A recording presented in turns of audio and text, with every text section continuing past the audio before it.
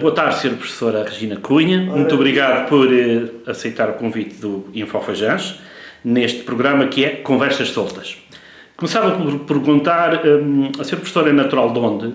Da Sede Angra, da Ilha Terceira. Da Ilha Terceira. Desde pequenina, o que é que gostava de ser quando fosse grande? Nós em pequeninos temos sempre essa tendência. Todos pensamos, mas é devido aos contactos que se tem, não é? Sim, sim. Eu gostava de ser ou professora, porque a minha avó tinha sido professora, ou gostava de ser médica, porque um tio meu era médico. Portanto, era influência de... Era influência de... E depois, ao fim e ao cabo, veio a ser professora? Enfim, porque as minhas amigas iam todas para o magistério, então também eram as minhas melhores amigas, claro, eu seguia-as, não é? Embora tivesse tirado o sexto, naquela altura, que era tudo diferente. Hoje a cadência e a maneira do ensino, os anos do ensino têm uma diretiva diferente. Nós, naquele tempo, tirava-se o 9º ano, ia-se para professor, para regente agrícola, os técnicos que havia. Sim. E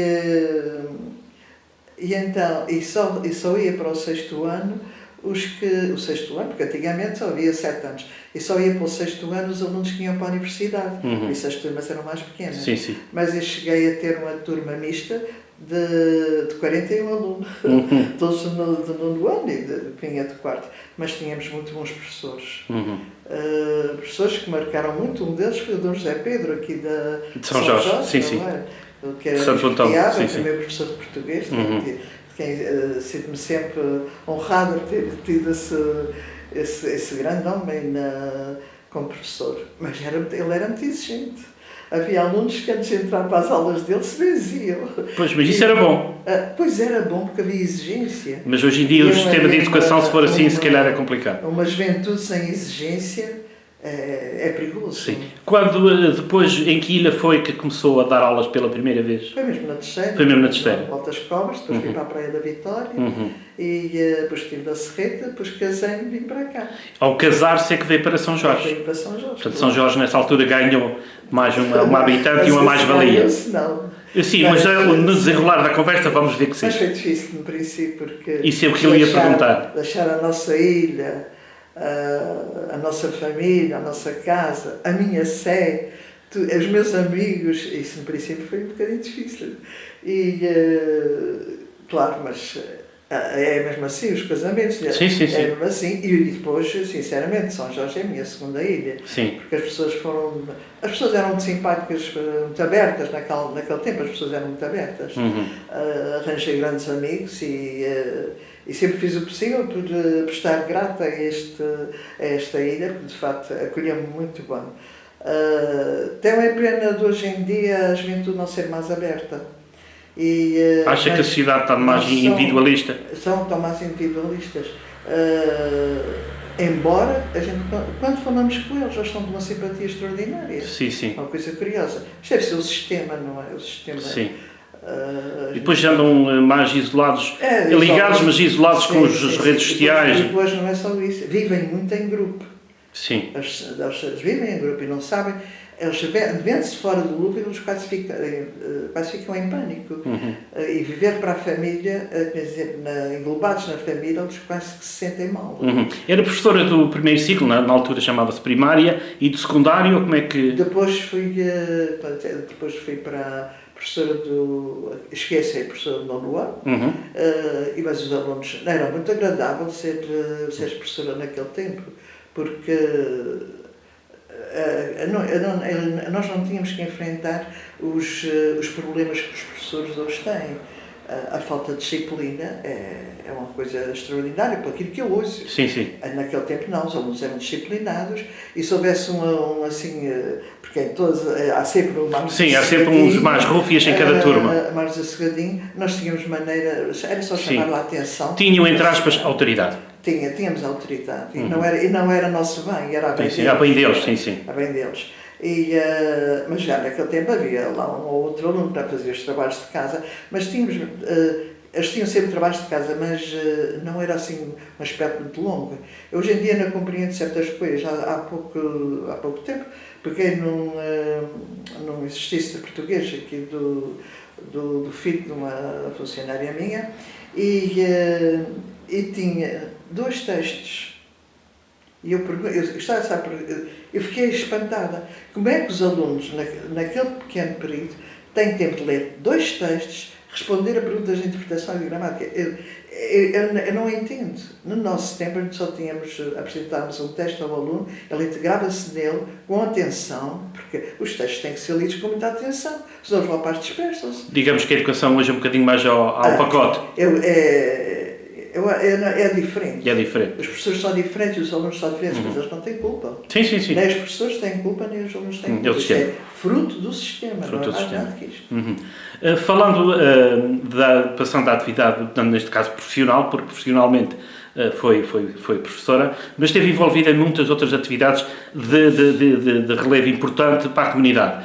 Foi presidente da Cruz Vermelha, portanto... Quando vinham pedir alguma coisa, eu aceitava, porque era uma dádiva, quer dizer, era uma maneira de pagar a simpatia também do pessoal. Sim, mas era e é reconhecida por participar em causas públicas. Sim, eu fui professora, eu fui presidente da Cruz Vermelha de São Jorge, aqui da Canheta. Sim. E isso foi muito útil, porque no sismo de 80, quer dizer, pela autorrecriação do grupo, tínhamos aberto uma representação no Norte Pequeno, outra representação na Ribeira Seca, Tobo, Santo Antão. Todos os sítios tinham representantes da Cruz Vermelha. Antes de 1980? Antes de 1970 e tal. 79 e digo 80 porque eu vou referir o sismo. Sim. E quando houve o sismo, essa gente toda avançou e é que tomou conta das refeições, de receber o pão, de arrumar as pessoas, de atender. Quer dizer, nada caiu ao acaso. Eles também foram gente extraordinária que nós tivemos naquela altura. E avançámos, claro. Mas ainda hoje em dia ainda tenho gravado o que vi naquela altura. Passados 40 anos. Passado esse tempo todo.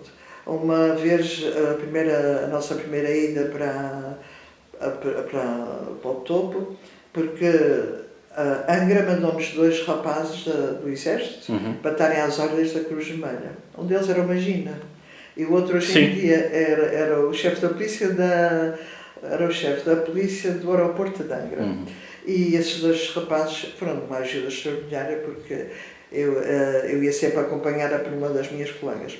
E o Jeep íamos no Jeep da polícia. E depois, a primeira vez que fomos até lá abaixo à vila, sabíamos que numa casa tinha uma senhora, claro, lá falecida, debaixo daqueles escombros todos, sim. E as janelas, as cortinas andavam para cá e para lá, as casas estavam alventradas, e aquilo impressionou-me, ninguém falou.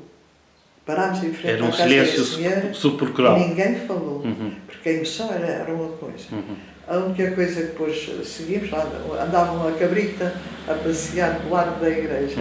Era a única coisa viva que existia. Mas ainda hoje, quando recordo o que vi e o que assisti, ainda me comovo. Foi um dos momentos mais marcantes da... Foi terrível. Sim, e já passaram 40 anos. As pessoas nem sabem o que foi. Muitas delas, quer dizer, aquela gente sofreu muito, aquela gente do Topo e de Santo Antão. Santo Antão e Topo, sim. Aquele recanto sofreu muito. E vi lá coisas extraordinárias. Uma senhora, por exemplo, estava lá acomodada numa daquelas barracas armadas pelos americanos e também pelo nosso exército, e ela, coitadinha, o que ela tinha levado. Não tinha, senão... Era uma imagem de Nossa Senhora. Uma imagem de Nossa Senhora. De resto não tinha levado nem roupa, nem nada, porque não teve tempo. E depois, passados dias, as pessoas estavam sentadas à frente das suas casas todas arruinadas, um aqui, outro lá, parecia que estavam num velório. Sim. Quer dizer, amarradas, não sei cá. Sim. Nem a destruição as afastava. Sim. Isso foi muito marcante. Já lá vai, sim. Com a graça a Deus, as casas já estão... Mas por isso, sim, já lá vai, mas já há 40 anos, a senhora professora, na altura, Presidente da Cruz Vermelha, e todos os núcleos que estava a falar, tiveram um papel muito importante nesse... Sim, eu sinceramente. E quando teve cá, naquela altura, como é que ele se chamava? que era presidente do PSD, que era do Continente, como é que ele se chamava? Agora não digo o nome dele. É o fundador do O Pinto Balsemão? Não, o outro. Sá Carneiro? Sá Carneiro veio a São Jorge. Uhum. E claro, ele agradeceu muito à Cruz Vermelha o que estava vendo. Uhum. E depois a seguir veio também o presidente Ramariennes, a figura que também me impressionou muito. A seriedade daquele homem era impressionante. A maneira como falava com a gente. Nós hoje ouvimos falar muito dele, mas a senhora professora presenciou isso mesmo. Pois é, eu falei com ele, andava, e foi graças à esposa dele que a gente fundou aqui outras... Foi graças à esposa dele que tivemos uma grande cobertura também da Cruz Vermelha, da Angra e do Continente, mandaram-nos imensa coisa do Continente. E ela também era uma pessoa extraordinária, mas ele era uma pessoa cativante na sua seriedade. É uma coisa. E o que me ficou Sá Carneiro, o que me ficou foi o aperto de mão dele, que era muito forte. Vigoroso. Para mim, como senhor, aquele aperto de mão. Mas dizem que o aperto de mão de um ser humano tem uma personalidade. Tem a personalidade. E o que tem mais forte. Outra coisa que marcou foi ver o Cavaco Silva acompanhá-lo ali como Ministro das Finanças, e ele saiu do grupo, não andava no grupo, saía do grupo e andava em cima das paredes a observar tudo o que estava destruído. Quem? Era das finanças. Das finanças. Era das finanças. Pois. E isso, quer dizer, chamou-me a atenção, são pequeninas coisas. Foi um momento grande e mas muito doloroso. Aqui passando a sua vida cívica, mas neste caso agora para a parte política, foi presidente da Assembleia Municipal de Caneta vários... Dois mandatos, durante 8 anos. Éramos como uma família, naquele tempo não havia aquelas guerrilhas fortes que hoje em dia há. E éramos todos muito verdadeiros, quer dizer, nós expressávamos o que era necessário à ilha. E hoje em dia há desvios. Não nos importava, nem sequer nos passava para quem importava cá saber, era o que dizíamos. Os votos para nós já tinham aquele interesse. Era a ilha que estava sempre à frente. Quer dizer com isso que agora põe à frente outros interesses que não a ilha? Agora é diferente. Nós vemos aqui certos exemplos, não todos, mas temos alguns exemplos aqui na ilha. O interesse da pessoa à frente da ilha. Infelizmente, não é? E não somos todos iguais e todos nós temos virtudes e defeitos. Mas houve, também depois fui para o Parlamento. Era isso que ele ia dizer, portanto, de 88 a 92 fez o mandato como deputado regional? 88 a 92? Foi de 88 a 92, sim. Foi a quarta legislatura. Foi uma experiência muito interessante, claro, porque como era da terceira, juntei-me ao grupo da terceira, que tinha uma fama fantástica. Nesse tempo tínhamos um grupo... De poder de reivindicação. Não era, mas era uma reivindicação com objetivos e com justiça. Quer dizer, a gente batia murro no grupo parlamentar, nós quando lemos, porta PSD. Desculpa interromper, mas nós quando lemos alguns documentos dessa data, vemos muito a palavra desenvolvimento harmónico. É uma coisa que nós hoje em dia não falamos. Eu vou dizer uma coisa que eu digo a quase todas as pessoas. A definição de autonomia é o desenvolvimento harmónico do arquipélago. No tempo do Dr. Monte Amaral, com todas as virtudes que tem e com todos os defeitos que tem, porque todos nós temos, o senhor investiu, foi no arquipélago, tinha espírito de arquipélago. Entrou o Carlos César, e o Carlos César tem espírito só de ilha. E foi o que... eu fui das primeiras pessoas, posso-me acabar disso, que cheguei ao Congresso do PSD em São Miguel e que chamei a atenção para a desertificação das ilhas. Porque, claro, eu tinha... Sim, e tem escrito muito sobre isso. E claro, isto tem sido um desastre autêntico. As pessoas, naquele tempo havia políticas de fixação de jovens, através de certas coisas, representações das próprias secretarias, e isso fixava as pessoas, e agora não há políticas nenhumas de fixação de jovens. Quer dizer, eles ficam todos lá. Porque antigamente, enquanto tínhamos uma imigração pobríssima de São Miguel para cá, agora damos uma imigração para lá riquíssima, que é os nossos jovens todos licenciados. E, bem, ao mesmo tempo, temos este aspecto de gratidão, temos sido úteis àquela camada que precisava, porque a gente sabe perfeitamente como era São Miguel antes da autonomia. Com todo o respeito, porque sempre eu tenho grandes amigos de lá, mas eles também diziam a mesma coisa. Mas também tenho amigos muito engraçados.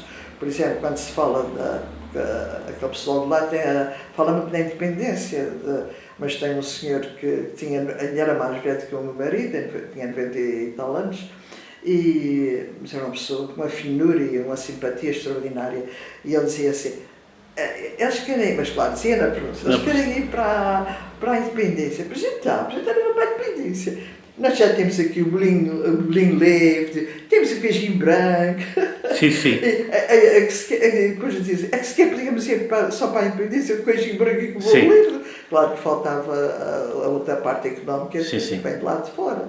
Mas eu tenho grandes amigos de lá e gosto. Mas ia dizer uma coisa sobre... Estávamos a falar dos 4 anos enquanto deputada, que ia-se juntar, digamos assim, ao grupo da aspecto de chamar o Dr. Monteiro ter uma visão de arquipélago e o César ter só uma visão de ilha. E isso é que abafou o futuro das ilhas todas. Sobretudo estas mais pequenas. A terceira tem sido uma mártir.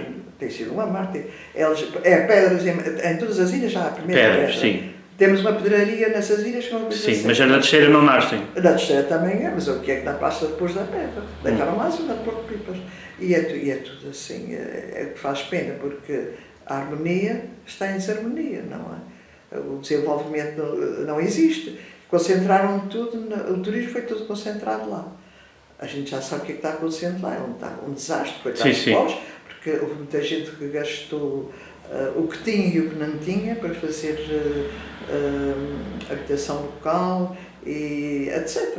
E mesmo no emprego, isso foi extraordinário, não era uma mais-valia para o emprego, mas o que é que não se lembraram de distribuir de fazer mais portas de entradas nas outras ilhas, não é? Que entrava tudo por ali. E claro, e a gente sabe como é que foram feitos os reclames, gastou-se tanto dinheiro nos reclames do turismo para o estrangeiro e eu uma vez cheguei a ver um carro que dizia visite, um autocarro, sim. visite Ponta Delgada, nem sequer era São Miguel, era Ponta Delgada. Eu acho que também, quer dizer, Ponta Delgada fez um círculo e só a Ponta Delgada é que existe também em desfavor do resto dos concelhos de São Miguel. Sim, acha que mesmo dentro da ilha de São Miguel existe? É só aquele círculo, está tudo ali metido, o que também não é bom, não. Mas olha, eles querem assim, mas nós vamos estar talvez melhor desta crise de agora do que eles. Porque como tínhamos pouco... Sim, em matéria de turismo aqui dependíamos menos, mas também, sim. Vamos vender com aquilo que tínhamos. Agora vamos lá ver se o nosso queixo também não é penalizado. Não desvaloriza. Continuando geograficamente e politicamente falando, vive em São Jorge, mas vive mais concretamente, digamos, no concelho da Calheta. Que retrato, de uma forma muito breve, faz do concelho nesta data de 2020? Isto antigamente era totalmente diferente. Eu quando cheguei cá havia 2 fábricas de peixe, havia gente, aí que era uma coisa medonha, havia 7 e 8 treineiras nesse caso, havia o Lima aqui todas as semanas, havia os IADs 4 vezes por semana, havia cinema, isto quer dizer, havia alegria. Isto foi andando, claro, a evolução tem um preço também. Isso também é o preço da evolução. Mas a gente sabe o que é que se passa. Se não fossem os barcos nós popularmente chamamos os barcos da Graciosa, eu não sei o que é que já nos tinha acontecido. Porque eles ainda perceberam, só podem andar neste meio até a Flores, mas não podem ir para São Miguel vão para São Miguel vazios, e se forem para São Miguel tem que ser vazios, e se vierem São Miguel tem que vir vazios. Quer dizer, eu não percebo esta autonomia, nem percebo aqui esta democracia. E portanto, eu já uma vez até, mas seriamente, escrevi um artigo e dizia assim, deem uma medalha aos barcos da Graciosa, porque a gente deve-lhes muito, E, bem bom, temos agora mas em 40 e tal anos nunca se ter feito um barco, tipo Ponta Delgada, Sim. é imperdoável. Sim, Imperdoável. ter em ilhas e não estar em ilhas e não estar ligado por mar. E num arquipélago deste Sim, é imperdoável. É imperdoável. Mas olha, Continuando a falar de si, vamos à parte literária. À parte? Literária. Que desgraça. Há um livro que eu conheço muito bem, da Tecelagem ao Traje. Esse foi o primeiro. Sei. De muita investigação, de uma forma muito sucinta. Sim, esse primeiro foi... levei 10 anos a fazer, porque estava também na Assembleia. Sim, mas é uma obra digna. E, para mim, claro, gostei muito. Não, eu tenho um exemplar ainda por cima assinado por si. Depois a seguir fiz os livros da Cátia, porque notava que as crianças não sabiam, nem as crianças nem as pessoas, sabiam algo sobre cada ilha, do património e dos costumes. E então eu fiz um por cada ilha, mas aqueles livros estão preparados para serem acompanhados ou pelos pais ou por um professor, porque aqui é pôr a criança a fazer turismo. E assim tem o livro da terceira, que foi o que se esgotou, que foi num instante, conta toda a história dos Açores, porque lá que era a base da história. Mas gostei também, mas eu pus o de São Jorge número 1. Porquê? Porque fui buscar, eu tinha a Cátia, pus a Cátia como uma menina americana, a luz americana, afinal, que veio aqui a São Jorge e então começa a procurar o seu interesse à procura dos costumes e das coisas da ilha. Porquê? Porque tinha estado na minha casa uma miúda americana com 9 anos, imagine, 9 anos, que trazia como trabalho de casa marcar o que encontrava de diferente na ilha para quando chegasse à América contar às suas colegas. Isso inspirou-a na escrita? Foi isso, eu fui baseada nisso. E com a acumulação do que se ignorava, a gente perguntava qualquer coisa, não sabia, e foi isso que me fez fazer a Cátia. E hoje em dia, quer dizer, quase que é dos livros, é a equação que está integrada no ensino para as crianças saberem. Mas há coisas muito engraçadas sobre a Cátia. Por exemplo, uma vez eu estava aqui no aeroporto A Cátia, para quem está a ver esta reportagem, é a personagem do seu livro. Era a personagem dos 9 livros, não é? Sim. Que ela faz o turismo pelas ilhas todas. Sim, pelas ilhas todas. E por isso eu deitei São Jorge a primeira, porque estava aqui. E porque ela começou daqui é que partia, porque olhava para o pico, via o pico, olhava o Faial, a Graciosa e a curiosidade ia aumentar. Mas eu estava uma vez aqui no aeroporto de São Jorge e foi engraçado. Uma miúda desembarcou, veio a correr ter, quer dizer, não conhecia, veio a correr ter comigo e diz assim: a senhora sabe, eu estou com a Cátia, vim visitar a minha avó. Eu achei que tão rico. É sinal que a mensagem tinha passado e estava a chegar no livro. É muito interessante, porque, claro, às vezes fazemos as coisas, mas nós não sabemos se as pessoas gostam, porque as pessoas fecham-se um pouco. E aquela miúda vir dizer aquilo a mim, aquilo foi extraordinário. O outro livro da Tecelagem ao Traje diz que demorou 10 anos, tinha mais a ver com, portanto, aquilo foi para... um livro de etnografia. Foi para registar o grupo etnográfico da Caneta. O grupo etnográfico da Caneta era não só registávamos os trajes típicos de São Jorge, que são muitos e riquíssimos. Também foi uma das pessoas, uma impulsionadora do... Essa era mais uma. Não foi sozinha também, a Dona Laurita teve e muita gente. Mas fez-se uma recolha extraordinária. E, inclusive, devemos, isto agora fora um pouco dos trajes, ao Sr. Manuel Lenos, a recolha dos pesos, que foi representar a Expo. Sr. Manuel Lenos, pai do António Lenos, sim. Os pesos foram representar a região, a Sevilha, a Expo, e isso era uma dança típica das matanças, e que é extraordinária, é só dançar a promas, mas é uma coisa extraordinária. Lembro. E devemos isso ao Flávio, que também era um grande músico, e ao Sr. Manuel Lenos. Mas acerca dos trajes, então, ficou registado os trajes aqui de São Jorge, tanto aqui das Velas, e de Rosário, especialmente, que Rosário era o sítio onde havia mais trajes bonitos. E atrás dos trajes, fui para as origens, a partir da lã e do algodão, e fui para ali fora, e esse livro tem sido útil, para mesmo na universidade, nos cursos de etnografia, eu sei que eu tenho certo estudo. A seguir a esse livro pediram-me da secretaria para fazer sobre do menino, o maestro Francisco Lacerda. Eles puseram-me à escolha e pediram mais para ir fazer um de São Miguel.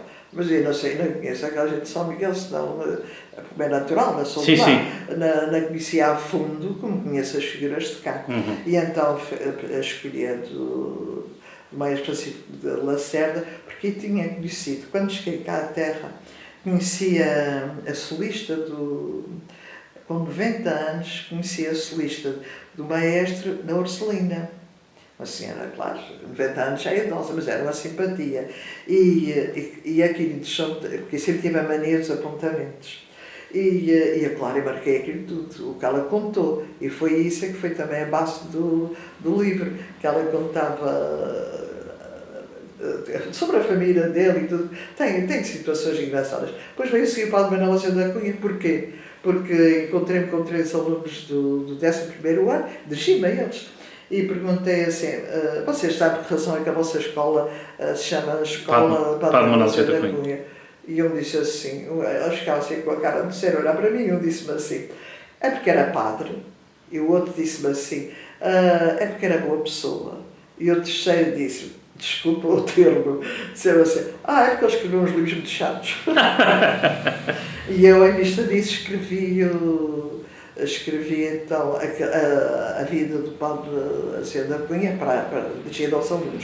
E tenho oferecido, mas já mais de uma vez oferecido aos alunos, porque ainda tenho alguns. Eu só lamento muito a não haver uma lápide com o nome de Padre Manuel Lacerda da Cunha no Passal, porque ele faleceu, foi ali. E não há, mas isso pode ser uma sugestão que está a fazer agora? Não, mas eu já pedi aos políticos.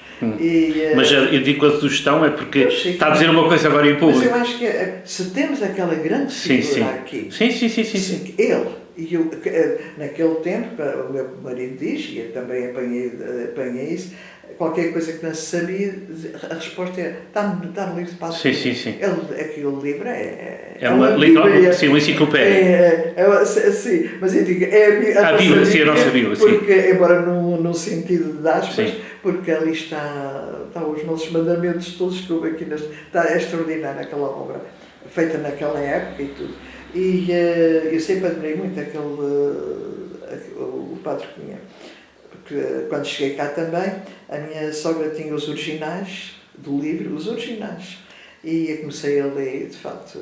Encantou. A diversidade que ele conseguiu meter naqueles livros é uma coisa extraordinária. E para quem anda a fazer trabalhos de recolha, são pérolas. Sim. Depois a seguir, então, foi que deu-me muito gosto fazer esse, foi... De gosto, entenda-se. No desgosto, deu-me gosto. Que foi os registros do Cisne do 80. Sim. Porque, claro, eu tinha assistido a tudo isso, o tempo passa... Escreveu na primeira pessoa. E o tempo passa e se anotar, foi de repente, e se não anotar isto, depois não há testemunho nenhum. E dentro de um certo amadorismo, claro que é mesmo assim, mas os que vierem atrás, façam melhor. Sim, não, eu conheço o livro, tive no lançamento. É só nesse aspecto, os que vierem atrás, façam melhor, porque eu deitei ali o que apanhava, o que sabia, e claro, foi também uma homenagem quase àqueles que tanto trabalharam no Sim, e para quem viveu, porque em 1980 vivia em Santo Antão, e para quem não vê esta reportagem, já agora a senhora professora foi minha professora, portanto eu lembro-me disso e de nomes que fala nesse livro de 1980, eu era criança, mas eu lembro-me desses nomes de pessoas que faleceram, as situações que descreve lá, é um livro muito, muito importante. Pois é. Felizmente também eu tenho na minha biblioteca assinado por si. Falhas, não é? Mas como acontece sempre em todos os livros. Não, como tudo feito por si, é feito com rigor. Mas olha, Feito com rigor. Bem, olha, eu queria lhe agradecer em nome do Infofajans e de todas as pessoas que veem este canal, a sua disponibilidade para nos receber na sua casa e ter esta conversa, porque, como dizia há pouco em relação ao Padre Manuel Azevedo da Cunha, que era uma Bíblia e uma enciclopédia, eu, pela estima que tenho por si, para quem a conhece, a senhora professora, ou a dona Regina Cunha, também é uma enciclopédia e uma Bíblia agora. E para a memória futura, daqui a 50 anos, há de estar cá, mas eu já não vou estar, e depois fica para registro também esta conversa. Não, a idade ensina-nos muito. É ensino. Não é por saber mais ou menos, é a idade é que concentra muita coisa. Muito obrigado, sim? Nada, mas eu gostei muito de prazer. É sempre agradável falar com os nossos alunos. Sim, um antigo aluno.